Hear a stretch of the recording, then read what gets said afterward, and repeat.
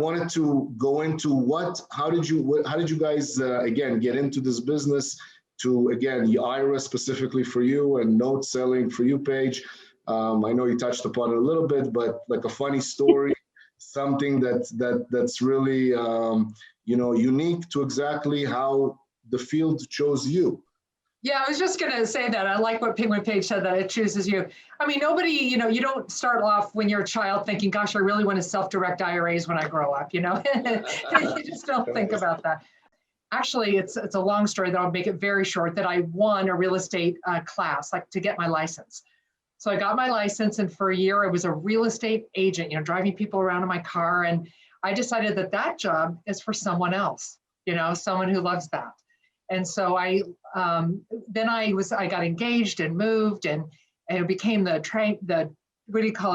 trailing spouse. I think that's what they call it in mortgage, and got into mortgage loan servicing, which was a lot like what we do now with the cash management and looking at accounts and on account levels, and this and that. And then got into loan origination and learned quite a bit about the mortgage industry. And boy, the fast pace, and of course, Ben, this is your life when you're, working on loans, and oh my gosh, the appraisal came in low, and just pressure, but kind of fun pressure too, and learning about all those aspects.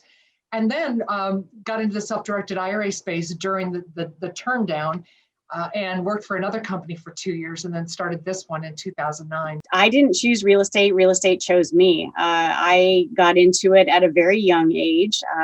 By virtue of inheritance. My grandmother passed away, and she had some very sizable holdings both in California and Arizona, all of which was severely in debt. The Arizona holdings were about $4 million in debt. And so off I went to Arizona, just to try and help manage the family estate.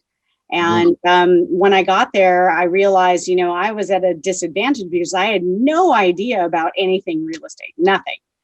So we had some townhome units, we had a sewer treatment plant, and we had some land.